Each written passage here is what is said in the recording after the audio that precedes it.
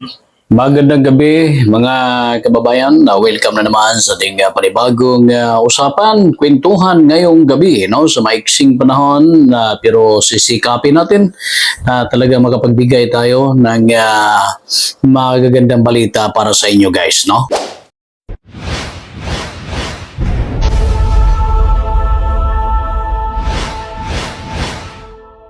Pag-uusapan muna natin saglit itong karagdagang impormasyon na nakuha natin, nasagap natin kanina kasi si Police Brigadier General Torre nagkaroon ng press briefing, no? At ibinigay niya ang mga impormasyon sa media at para sa lahat ng mga Pilipino at kung anuman ng mga nais pang na mayroong mga katanungan at masagot ang kanilang mga katanungan. Update sa mga pangyayari ngayon dyan sa operasyon nila ng paghahanap ni Pastor Apollo Kibuloy. Hanggang ngayon, magdadalawang linggo na ay hindi pa rin nakita si Pastor Kibuloy guys. Napakahabang usapan, napakarami ng mga pangyayari na naganap mula nung day 1 na pagpasok, pag-serve ng warrant of arrest against Kibuloy na hanggang ngayon ay di pa rin makita-kita. Saan kaya ito? Meron na nagsabi, sabi ng BP Sara, malamang sa langit na, no? At yung iba naman nandyan lang, porsigido ang ating kapulisan guys, lalong-lalo na ang PRO 11. Nandyan talaga, no? Nandyan umano si Pastor Kibuloy, nagtatago, ang hirap, napakahirap lang tuntunin, no? Lalong-lalo na umano yung mga miyembro nito handang proteksyonan siya at hirap na hirap silang pumasok nga dahil sa dami ba naman itong mga miyembro ng KOGC, no? Kaya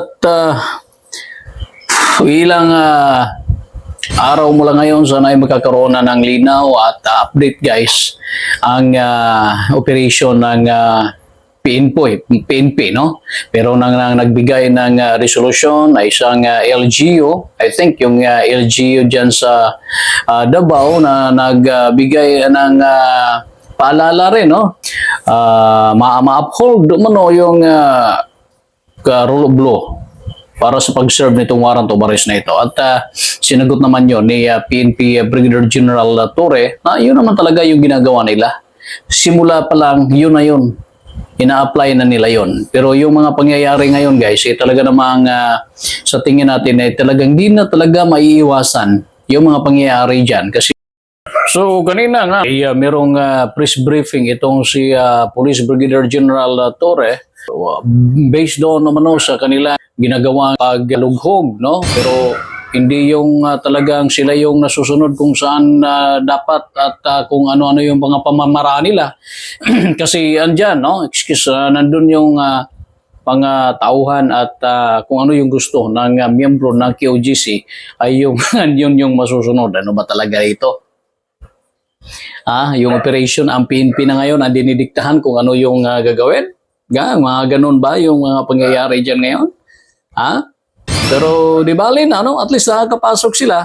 Pero meron namang sinabi si General Torre na talagang wag silang magtaka o wag na tayong magtaka guys kung babalikan nila yung mga area na kung saan sa tingin nila ay hindi nila nasuyod at napasok ng maigi, no? Sa kanilang operation.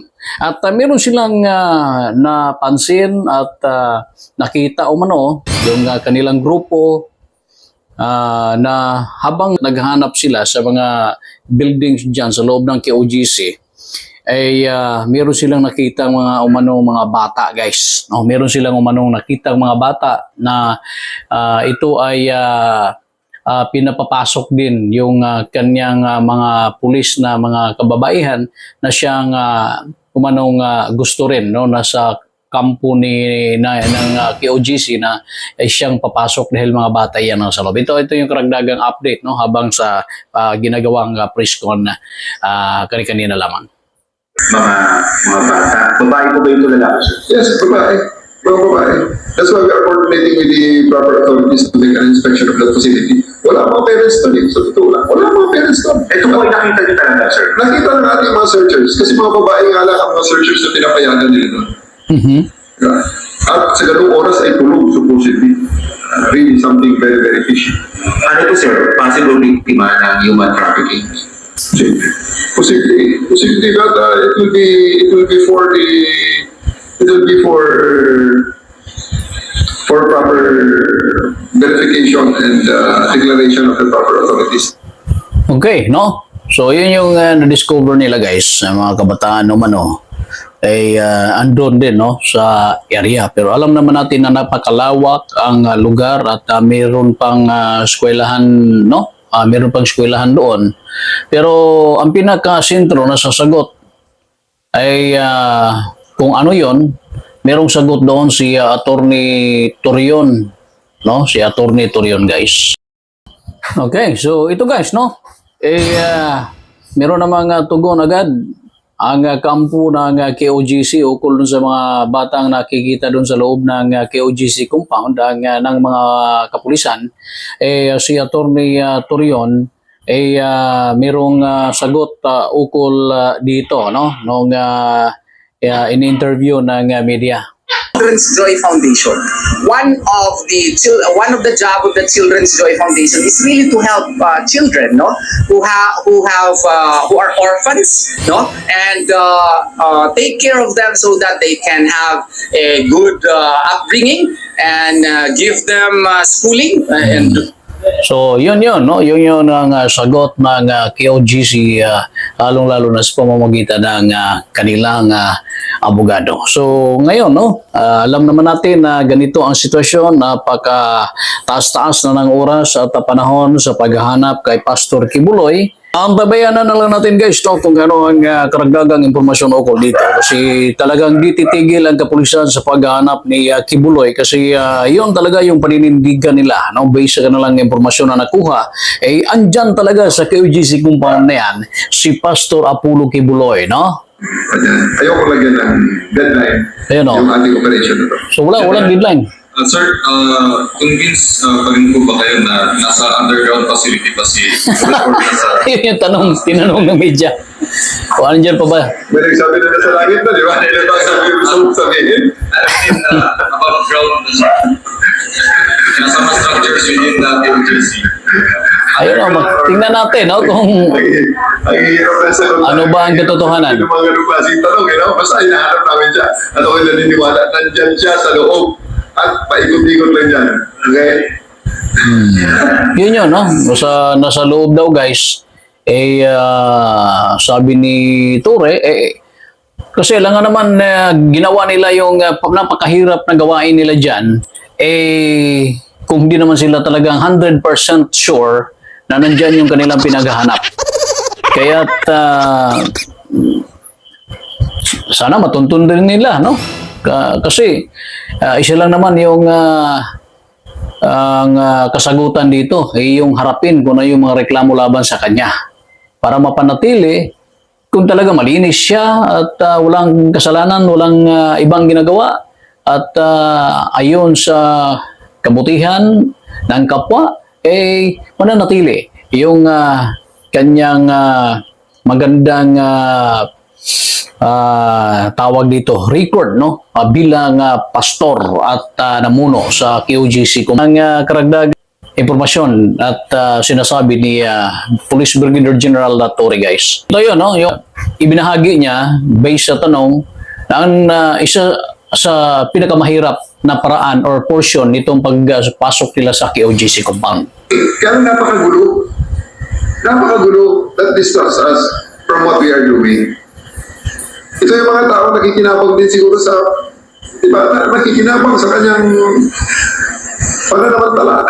So, pati ito mga to, ako'y naawa ka sa mga tao dito na they were so convinced and brainwashed.